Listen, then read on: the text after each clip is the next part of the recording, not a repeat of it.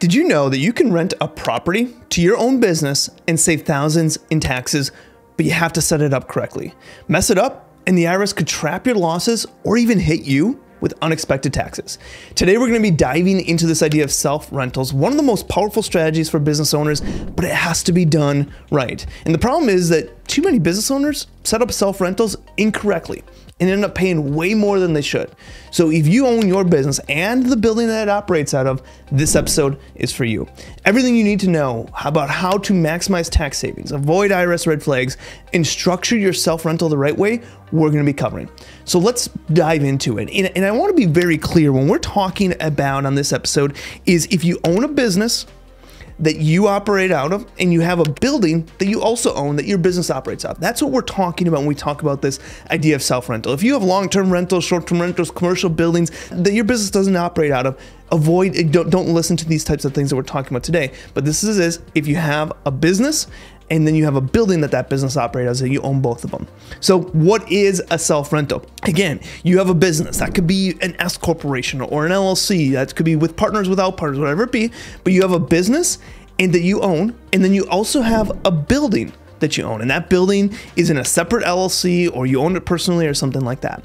And basically a self-rental is when that business operates out of the building, a separate building that you own, and it pays rent for that rental.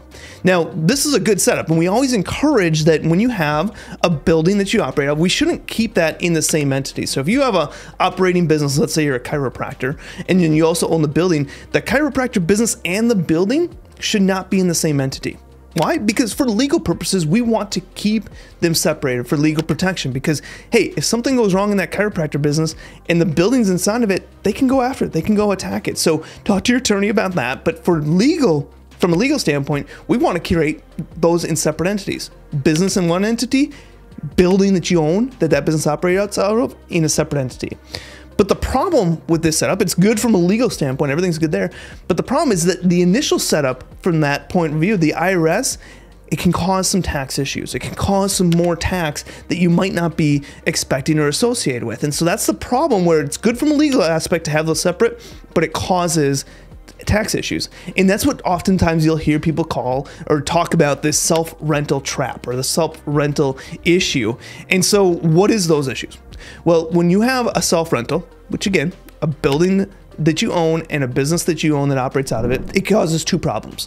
One, it makes, and this is if you have that rental agreement into it, it makes rental income non-passive. So any income that would operate that you would get from that building is considered non-passive. And that means that you cannot use other passive losses that you have in maybe other real estate ventures, all these other things. You can't use those passive losses to offset the income from that rental property. So that's issue number one.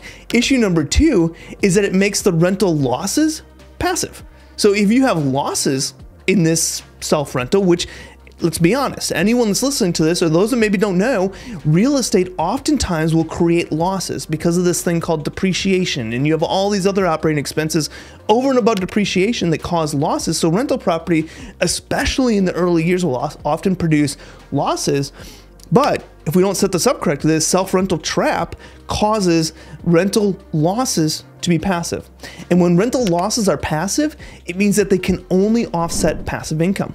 And when you're operating your business, that's not considered passive income. That's ordinary income. That's active income. And so what that means is that with this problem, this self-rental trap, is that one, rental income is non-passive, so you can't use passive. The rental income is non-passive, which is a bad thing, but the rental losses are passive. So it's like a double-edged sword where you're getting hit on both ends. And so we want to try to avoid this trap. So how do we avoid this trap? How do we make sure, or how do we get to an area where we can use losses from this rental property that our business is operating out of to offset some of the profit that maybe our business is generating?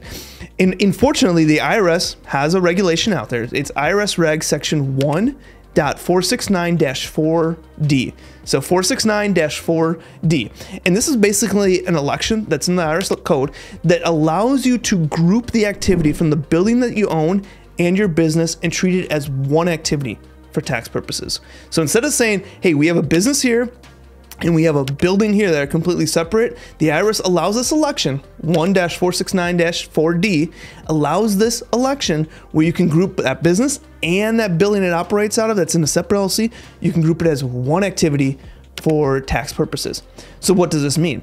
It means now if that rental property is that building that you're renting from yourself, if that building is creating a loss, you can use the losses from that building to offset your business income. And this can be super powerful. But there's a couple requirements that have to be made. In order to qualify for this election from the IRS, there's kind of two main things. One is common ownership. So you have to have the same ownership in both entities, that business you're operating out of and that building that's doing the rent from it. So you have to have the same ownership. That's very easy if you're the only owner. So you own 100% of your S corporation, you own 100% of this LLC that the building's in, great, you meet that test. But what about if you have partners? As long as the ownership percentage or proportions are the same, you're still fine. So if there's a 50-50 ownership in an S corporation and that same 50-50 ownership in the building that you're operating that S corporation out of, totally fine. You have proportions there. But let's say that you have a business that you own 100% of, but then you have this rental building that has 4, 5, 6 owners in it that are all partners in that. Well, we have disproportionate, we wouldn't be able to qualify for this election. So that's key number one requirement. In order to qualify for this 1.469-4D election, you have to have common ownership, the same ownership proportions in both the operating business and the building that the rental agreement is between. The second piece is they have to be related use. So that operating business that you have has to be, actual operating out of that business. Now this is easy because if you're a chiropractor, as an example, you have your chiropractor S corporation. That chiropractor S corporation is operating out of this building. They're very coincided, but we want to be very clear there. Where this can come into an issue is, let's say that you buy a commercial building and it's got 4 units in that commercial building and you only need 1 unit for your business and you're going to rent the other 3 out. So if that was the case, you'd have 4 units, but only 1 is being used by your business. So in that case, we'd only be able to use 25% of that rental property, of the losses from the rental property, to offset our business, because only our business, the only related use is 25% of that building, not 100% of that building. So just keep that into consideration when we're thinking about this. Still super powerful. We just got to make sure that we remember that if we're breaking a commercial property into multiple units and we're renting some of it out, we have to break that piece off to make sure that we're accounting for that. So let's go through an example, because I think that this will help kind of drive home this concept and this idea. Let's stick with this chiropractor example. And let's say that you're a chiropractor operating as an S corporation and you're earning $500,000 per year in profit in that S corporation, doing well. And you also own the building that chiropractor business operates out of. In that building, you're facing a $100,000 loss. Now you might say, like, Mike, why would you have a major loss in this building? Well, it's because of depreciation, insurance, mortgage interest, utilities, all these things that help go into operating that building. And what we also like to see here, especially if we're looking to use this as a tax advantage, is oftentimes we'll do a cost segregation study on this building. And a cost segregation study is a super powerful tool where we can bring in the depreciation for that building and front load it, bring a lot of that depreciation in the early years. Instead of spreading out the cost of that building over 39 years, we're bringing a lot of that depreciation up in front, getting massive deductions, which can help be used to offset the profit from our business. So again, let's rerun this. Chiropractor that's operating as an S corporation, earning $500,000 a year in profit, and then they have this building that they operate of, and that building is operating as a $100,000 loss this year. If we do not do any kind of grouping election, we cannot use that $100,000 loss to offset that $500,000 in S corp income. So that $100,000 loss is going to be what we call a rollover. It's going to be something that gets carried forward until we can use it. So we don't lose that loss altogether. It's just we don't get to use it this year because we don't have passive income to offset that. We just have our S corp income. So we're going to pay taxes on $500,000 in S corp income. And that $100,000 loss is just going to keep rolling over until we have some passive income. Maybe that building starts to produce a profit. Well, then we're going to start chipping away at that loss to offset that profit. Or if we go and sell that building, then we can realize that loss on the eventual sale. But so that's with no grouping election. We're still paying $500,000 of income. That $100,000 loss is going to be held until it can be used down in the future. But if we utilize this grouping election that the IRS has been fortunate enough to give us, again, IRS Reg Section 1.469-4D, that's the grouping election where we can treat the business that you operate of and the rental property as one activity. So if we use this grouping election, we can use that $100,000 loss from the building and offset it against our S-Corp income of $500,000. So for the grouping election, in that example, we have $500 in income, $100,000 in loss, offset it, we're paying taxes on $400,000 of income. So that's the difference. That can be thousands of tax savings simply by doing that grouping election. Very easy to do. But so again, no grouping election. We cannot use the loss from that building to offset the profit from our operating business. With the grouping election, we can use that loss from that building to offset the profit from our business. And that's the power behind it. So how do we do this? Like, how do we make sure that we do this correctly, set it up, and just make sure that we're taking advantages to its highest ability? One, you have to have a rental agreement. So there has to be like an actual rental agreement between the business, your operating business, and this LLC building, this LLC that you have this building into. There's got to be a rental agreement in there. And we need to pay ourselves a fair market value. So how do we find fair market value? Like, go around, ask around, try to find comps in the area of what is a building like that renting out for? If you were to just go out and let's say you didn't own this building, but you were to rent a similar type of space, what would you pay in monthly rent, an annual rent for that? Document that, take support of that, utilize that. You might want to grab an appraisal and talk to any kind of real estate agent that focuses on commercial buildings, and they're going to tell you, here's what the average rate in this location is for, per square footage for a commercial type property. They're very knowledgeable in that area. So we want to make sure that we have a fair market value. So we're going to have a rental agreement where our business is paying rent to our LLC that the buildings operate out of, and we have a rental agreement in there that we have that we're doing a fair market value on that rent. The next piece is we got to make an election. We simply make an election on our tax return in the first year that we want this to be active of. We make an election, again, that's IRS Reg Section 1.469-4D. We make that election on the tax return, and that election tells the IRS that we're going to group this LLC with the building and this operating business we have, we're going to group her as one activity. So any losses from this LLC building are going to offset income from this operating business. And that's how it works. You make that election. Now, generally stating, once you make this election, it's going to stick. That election sticks unless there's some significant changes in there. So just make sure that this is kind of what you want to do with it. But assuming there's no major changes, that election is going to stick. And that building is always going to be considered as one activity, even though they're separate from a legal standpoint. But from a tax standpoint, we're grouping them as one activity that helps utilize this ability to offset income and losses against those two entities that we have. Couple key things. We want to maintain documentation on this. Maintain any agreements that you have. Make actual lease payments. Have records of those. Maintain your operating agreements. Maintain kind of where you're finding this fair market value number from, and just have that on file. Should the IRS ever come knocking, we have that information on there. Finally, I also want to remind you, key note here, the grouping election that we're talking about here applies only to properties that your business, an active business that you have, operates from. If you own rental properties, commercial buildings, long-term rentals, short-term rentals, whatever it is, but those properties are not used by the business, you do not want to use this election. You wouldn't use this election on those. So I just want to make that very clear. This is specifically for businesses that have a building that they operate out of that they want to combine together, but they want to keep separate from a legal standpoint. So let's kind of rerun. I want to rerun what we talked about today, just to drive home, to make sure that everyone's understanding the concept of this and the power behind doing this and the importance of doing this right. Because if we don't do this right, we could be stuck into a bad tax position.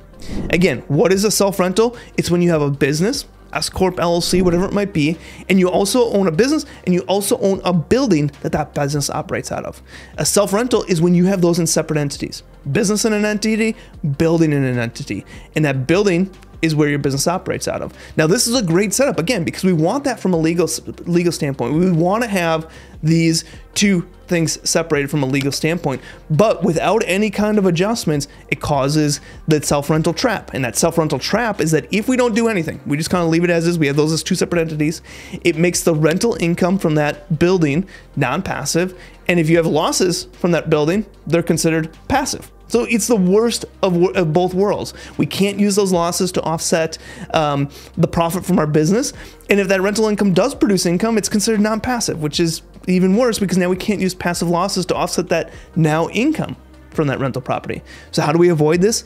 Luckily, the IRS put in a regulation on this, IRS Reg Section 1.469-4D, that allows you to group those activities, the operating business and this LLC that your building's in, group them as one and treat them as one for tax purposes. Now, again, two main requirements for this. You have to have common ownership. The ownership percentage or proportions in your operating business have to be the same, have to match those of that building that you own. So if you own 100% of your operating business, you have to own 100% of that building. If you don't, if you only own 50% of that building, you don't qualify for this election. If you have 50-50 owners in an operating business and those same 50-50 owners are owners in this building, totally fine too. Again, they just have to have common ownership percentage. Those proportions got to be the same. And of course, it's got to be related use. You know, the business has to be operating out of that piece.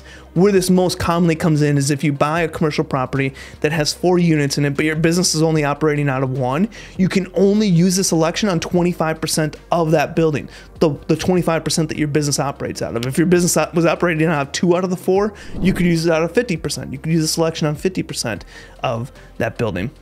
Again, quick example, if you have an S corporation, you're a chiropractor, you're making $500,000 a year in profit in your S corporation, but you have this building that, because due to depreciation, cost segregation studies, insurance, mortgage interest, all these other things, you have this building over here that your chiropractor business operates out of that's running at a $100,000 loss. If you do not do this grouping election, you can't use that $100,000 loss to offset your $500,000 of income, and you're going to have to pay taxes on $500,000 of S corp income.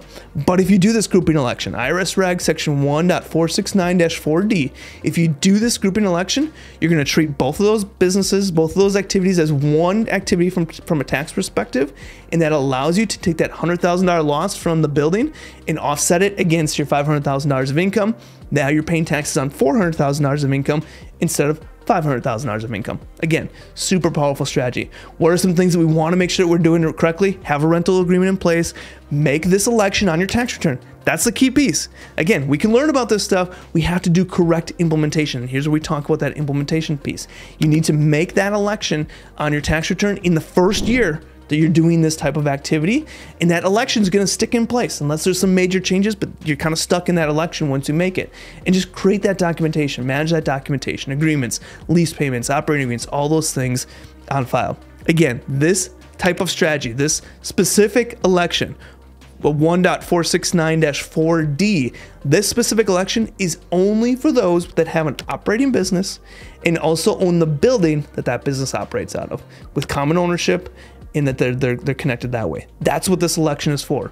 If you own rental properties, commercial properties, short-term rentals, long-term rentals, all these other kind of rental properties that are unassociated with your business, we do not use this election for that. So hopefully this was helpful, because this was an eye-opener for me when I started to learn about this, and saw so many people missing out on these opportunities to use these losses, or saying, okay, we don't want to lose out on that opportunity, so what we're going to do is we're just going to put this building and this operating business in the same entity to help solve this, but then they're creating some potential legal issues there. So this is the correct way to do it. This is what we have. Make sure you have those in separate entities. That's great. And just make sure you do the election. No big deal. Talk to your accountant, talk to us here at TaxElm. We have training on this within TaxElm. Talk to our team. If you need help properly structuring that entity, TaxElm is a great solution. That's what TaxElm is here for, to be that tax strategist in your back pocket that helps you with implementation from start to finish on strategies just like this. So if you want to book a free demo with our team over at TaxElm, feel free to book that now. And I just want to thank you. Thank you for listening to another episode. Take what we've learned here today and actually implement it. Don't let the tax strategy stop here. Don't let the strategy stop at learning. Take it from learning to that implementation stage, and that's where you're going to see the tax results. Thanks for joining, and I will see you next week.